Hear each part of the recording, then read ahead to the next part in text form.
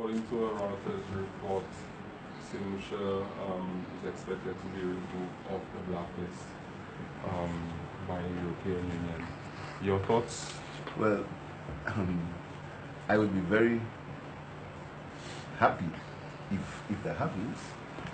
As you know, we've made a point all the time that the role of the opposition is not to see that things are not working for St. Lucia.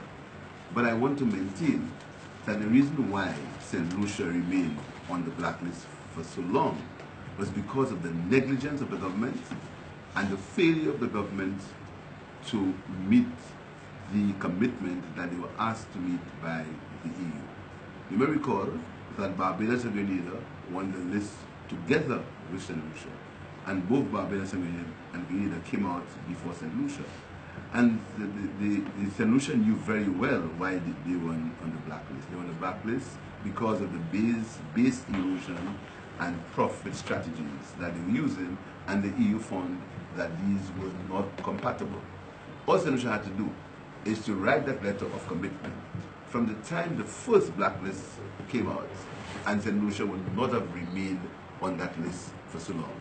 I'm very happy that St. Lucia is out, if that is true, but I'm concerned that the government has been so negligent in that they took so long, and in the meantime, spoiling or damaging the reputation of St. Lucia, whereas that could have happened months ago, as it happened in the case of Barbados and Grenada.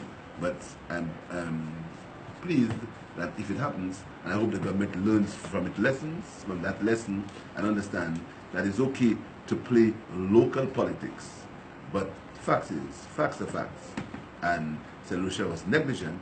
That is why we stayed on the blacklist for so long. Well, the Prime Minister also indicated that although St. Lucia may be removed off the blacklist, that St. Lucia being on the blacklist would not affect potential investment in coming into the island. Well, I don't know where the Prime Minister gets his information from. What I know is the EU is very concerned when countries are on the blacklist, and it's a serious threat to the aid from the EU and investments from Europe. So I don't know where the Prime Minister gets his information from. Recently, you had some concern in relation to the hospital, EU hospital, where you had some kind of comment indicating that it's essentially what they will privatize the hospital. What do you say to this? First of all, I want to make it categorically clear that essentially what he has never spoken about the privatization of the Owen King EU Hospital. That's never happened. And it is very sad when the Prime Minister can deliberately speak untruths when he knows very well, and the records are clear, the records will show that that has never happened. What the St. Lucia Labour Party did is that we initiated in 2015 a Millennium Heights Medical Complex Act, #1 of 2015. And I want to ask members of the public to pursue or peruse that act and tell me if there is anything there that speaks to privatization of the hospital. If there's anything there. Further, the Prime Minister said that St. Jude was a private hospital. I want to ask the members of the public to look at the St. Jude Act, Act #7 of 2003, and tell me if there is anything in that act, anything in that St. Jude Hospital Act that speaks to any hospital being private. The Prime Minister must desist from misleading the country in these issues. And I want to say to the Prime Minister that in a serious act as privatizing these hospitals, he should have wide consultation with the people of St. Lucia. This is not a matter for the Prime Minister to decide on his own. This is a matter that deals with the health of the people of St. Lucia.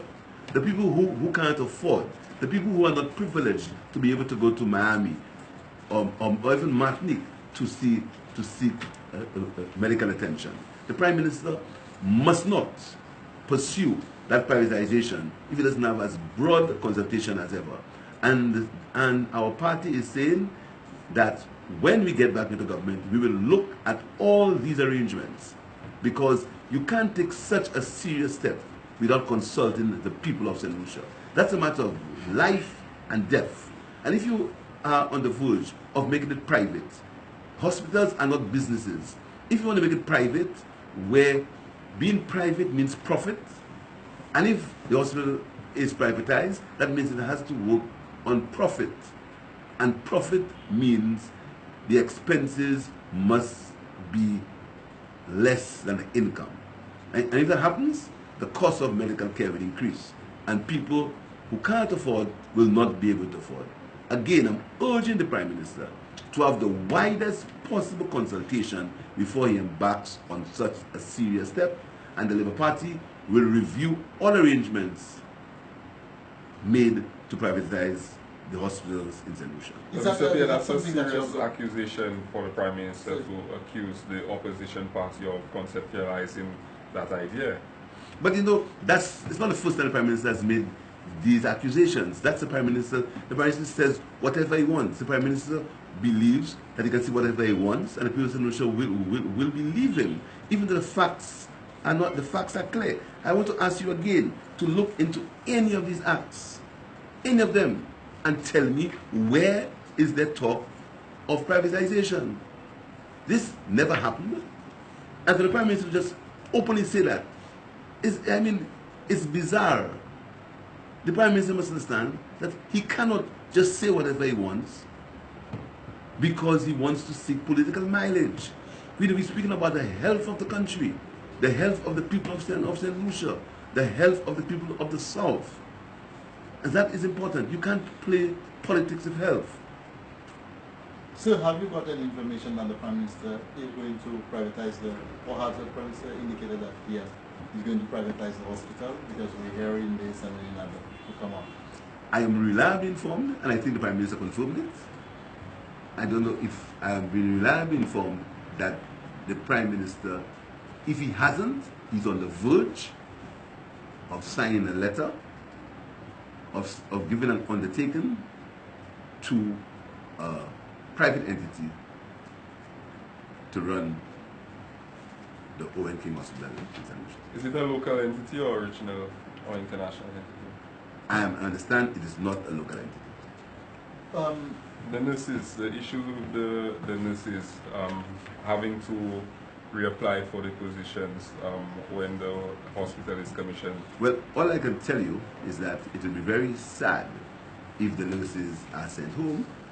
The onus is left on the representatives of the nurses to ensure that the interests are protected. And I hope that the interests are protected. How much damage can that cause to the nation? Well, again, it's healthcare. Health is a specialist thing, specialist treatment. You have experienced people, and I hope that they are not sent home. So has the Prime Minister or the party or the government has consulted with the opposition? No. And are you calling for something? And that is what I'm saying. When you may recall that when we were in government, we formed a bipartisan parliamentary committee led by the Honorable Stevenson King to look into the health matters, particularly the UHC.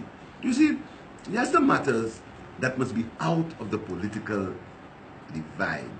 There are some matters we have to agree with as a country, as a people. What this government does, this government plays politics with every issue.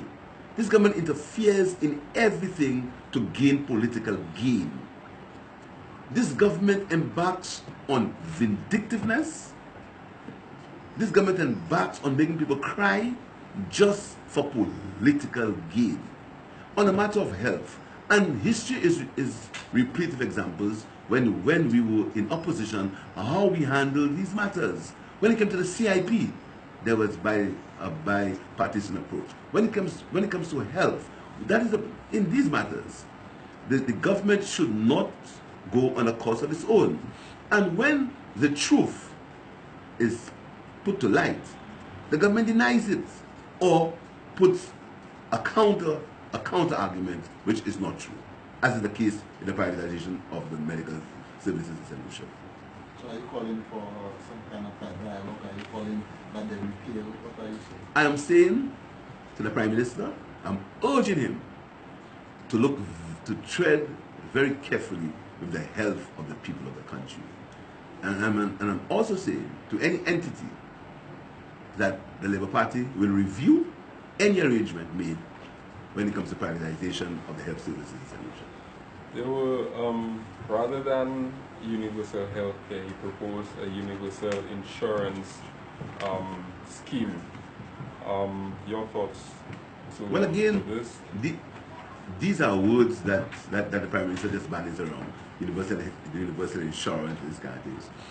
Our objective is for the majority of people of St. Lucia, for all the people of St. Lucia, to have access to affordable health services. That is why we started a discussion on the UHC. What ought to happen?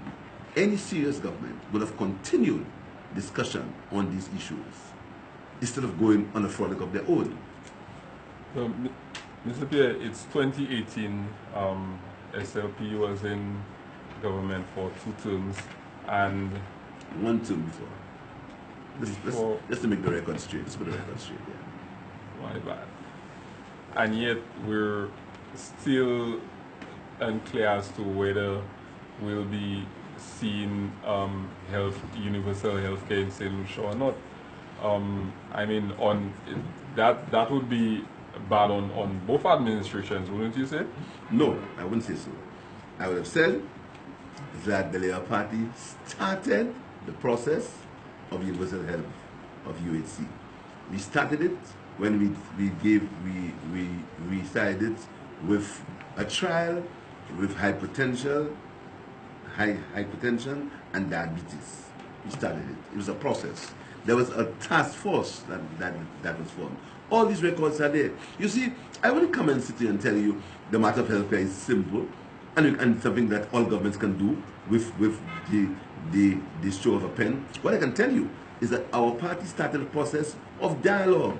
There was a committee formed with the NIC and the health people, which I think Mr. King was asked to lead.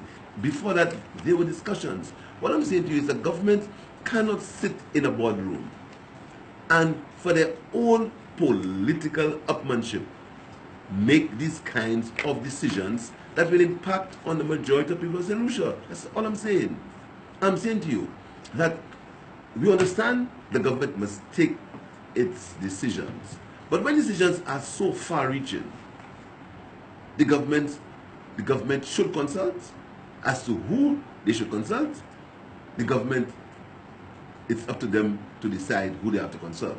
But fact is, the government cannot and should not and must not take the step of privatizing the health services in St. Lucia, particularly the OKE hospital, without proper consultation and dialogue, and to tell people what they are looking for. We have many questions to ask. How was the firm chosen?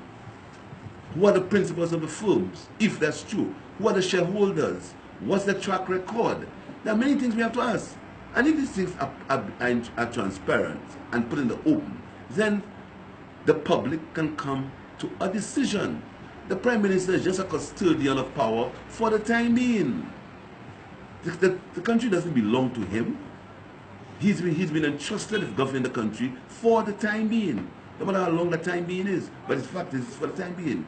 So he can't take these kinds of decisions that will impact on the majority of people, some of them very negatively on his own. Thank you, sir.